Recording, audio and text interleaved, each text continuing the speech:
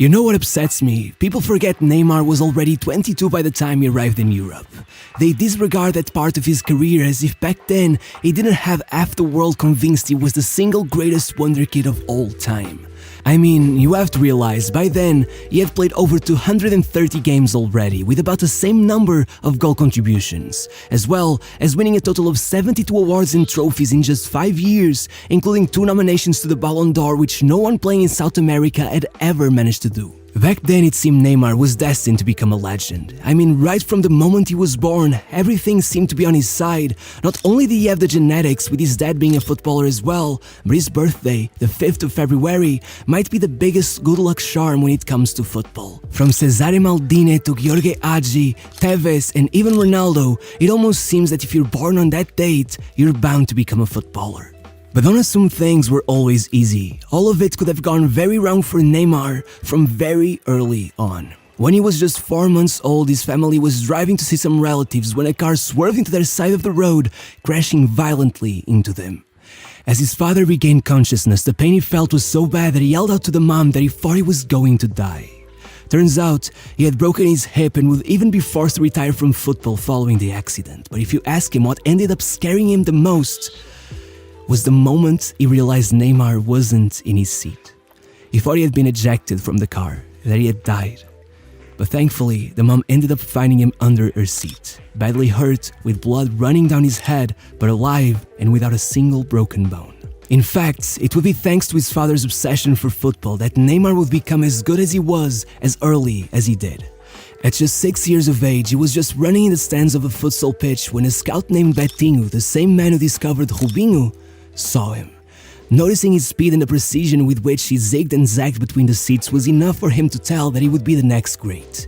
Immediately contacting everyone he could and landing him at Portuguesa Santista, taking him from the stands to the actual futsal pitch, which would be what would define his iconic playstyle. You gotta realize this, Neymar instantly became a local phenomenon. He was so good, he made the newspapers all the time. People came from far away to watch him. The futsal court was always packed. And ironically, it is said even Rubinho went down there once just to see the kid everyone was talking about. And in a similar fashion, so did another Santos legend, Zito. Actually, oddly enough, he supposedly had been told to go watch him by famous Santos fanático Alemão, who for some reason had a Santos badge tattooed on his forehead, and well, pretty much everywhere. Moving on. The point is, the moment Zito saw him, he pretty much ran to the president of Santos, telling him not only to take the kid, but to give him a contract and to make it a long one. Because the kid was just 10, and somehow he was convincing enough that despite the fact Santos didn't even have a youth team young enough to accommodate for a 10-year-old, they ended up actually setting up trials and creating one from scratch just so they could sign him. At 11, Neymar was already being paid a wage, and it was serious money. But still, over the following years, it would be in the futsal court that he would make the most waves. You see, he took his school's team to the final of the Copa TV Tribuna. That's like televised youth futsal. Yeah, it's a big deal, and that might just make Brazil the coolest country in the world.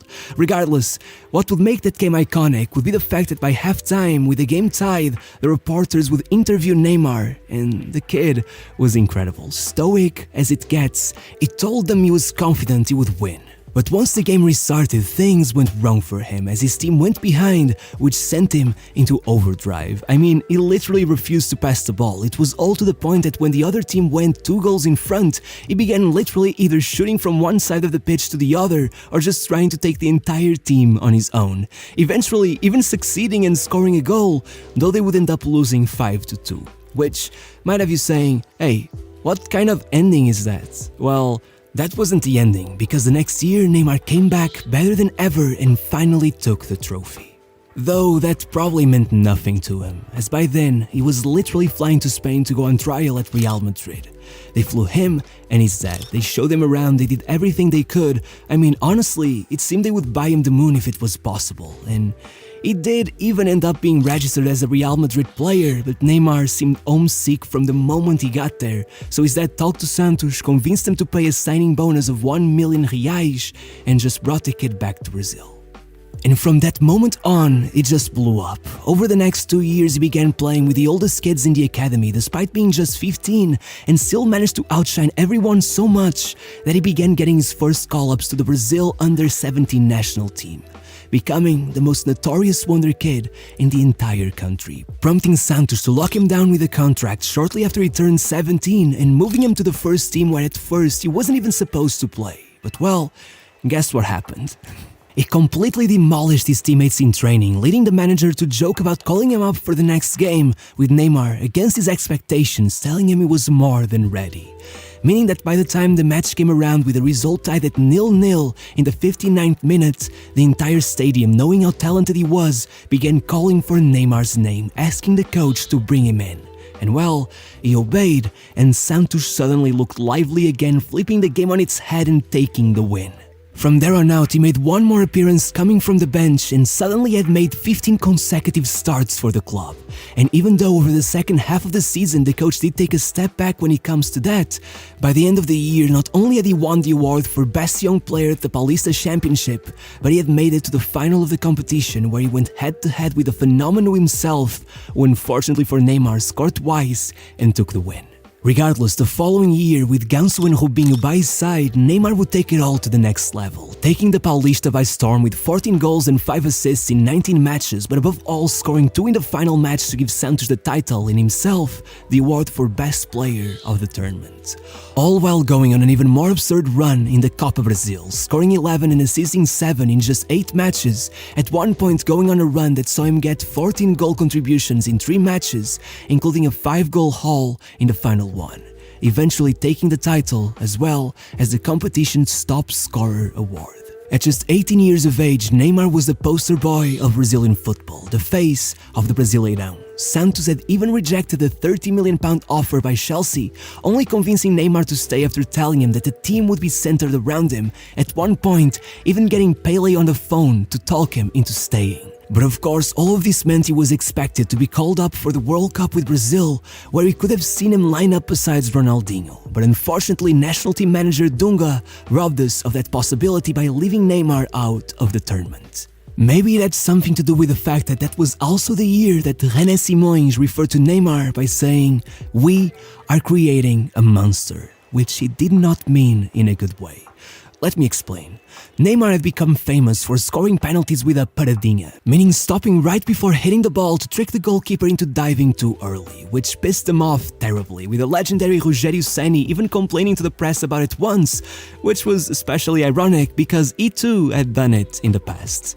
Regardless, FIFA ended up banning the move, which forced Neymar to adjust, leading him to miss a few penalties, which eventually led his coach Dorival to order him mid-game to let one of his teammates take a penalty instead. But this led Neymar to freak out and begin cursing out the coach from the middle of the pitch, meaning that when René called him a monster, what he meant was a little spoiled brat rather than a monstrous footballer. Though, to be fair, he did apologize later, and maybe the 43 goals and 10 assists over 63 matches also made up for it a bit, while his golden boot for highest Brazilian goal scorer of the year and the award for best forward in the league, despite Santos' 8th place finish, earned him his first call-up to the Brazilian national team. Though, to be fair, the following year, it would still be with the under-20s that he would make history, starting the Sul-Americano with 4 goals in a game and going all the way, taking the title and the top scorer award, having scored more than twice as many goals as anyone else. After all, he was already too good to be playing in these youth tournaments. That year, Neymar was not aiming for titles such as those, he was aiming for the big prize, the Copa Libertadores, starting it all off by scoring the goal against Colo-Colo that would earn him qualification to the knockout stage, where he'd put up one of the most decisive performances of all time, first assisting the only goal versus Club America to put him in the quarters, where he would assist 1 goal and score the other as Santos beat Once Caldas 2-1. In the semi-finals, the story would repeat itself again as Neymar assisted the only goal in the home leg and then scored the third and decisive goal in their second leg 3-goal draw. And of course, with the final coming their way, Neymar showed up and opened the scoring as Santos would inevitably be named South American champions. The first time they had won the competition since Pele. And of course, do I even need to say it, Neymar was the player of the tournament. And as if these performances weren't iconic enough, on his very next game for Santos, Neymar would put up his most iconic performance ever in the white shirt, going head-to-head with Ronaldinho as he faced Flamengo. Oddly enough, the match would start with 2 goals by Borges, with Neymar assisting the second just 16 minutes into the game before scoring quite simply one of the greatest goals of all time just 10 minutes later to put Santos in front 3-0. However, Flamengo wasn't gonna let it go that easy, coming back to tie the match, with Ronaldinho scoring the first and assisting the third. This would already have made the game a blockbuster, but not only have I not mentioned the fact there had already been an open goal miss and a penalty miss, but also the fact that the game was far from over, with Neymar putting Santos in front with another great goal before Ronaldinho led Flamengo to yet another comeback, scoring 2 more to complete the hat-trick. But don't worry about Neymar, he also got a reward for his performance. The Puskás Award for his first goal, becoming the youngest ever player to win the title, eventually being outdone by Daniel Zori, who scored his goal on his debut match, which is a record I'll never get over. But anyway, just to add to the absurdity of that season, just a few months later another insane storyline was produced. So, as his teammate Diogo tells the story, it was the day before their match against Atlético Paranaense, and Neymar insisted in playing foot volley all afternoon. The other players worried that he would be too tired for the match, but he didn't listen. The next day, on the way to the match, he was so worn out he literally fell asleep on the bus. The players were pissed. They thought he wouldn't be able to perform, but once they got to the stadium, Neymar got up, put on his kit, and scored 4. As the commentator said that day, the only thing left for Neymar is to make it rain. It was simply a godly performance. However, the next month in the Club World Cup, no matter how well he played, there was nothing he could have done to take the trophy, as Santos made it to the final only to be destroyed 4-0 by Barcelona. At least, he did finish the year on a great note, being nominated for the Ballon d'Or for the first time, immediately going into the top 10 despite the fact he was only the second ever player to get nominated while playing in South America. That's just how impressive his season had been.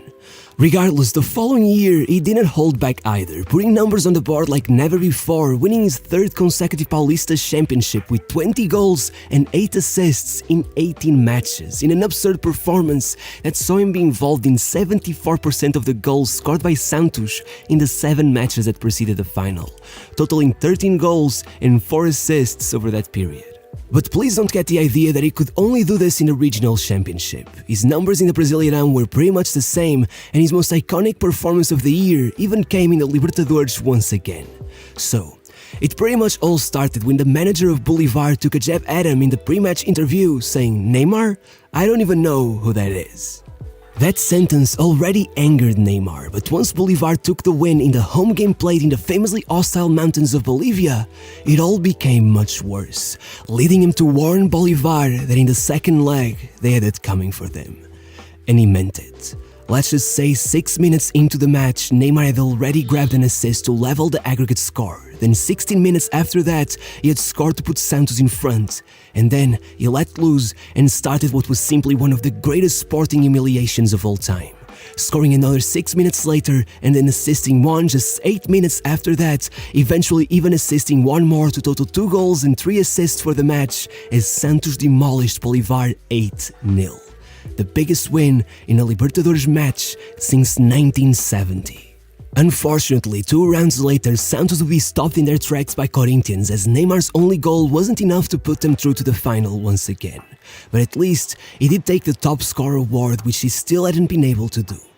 And despite the fact there was more heartbreak coming his way later on as he witnessed Brazil coming out defeated in the Olympic Games after leading them to the final, none of that was enough to stop him from winning the most prestigious award available in Brazil, the Ouro Concours.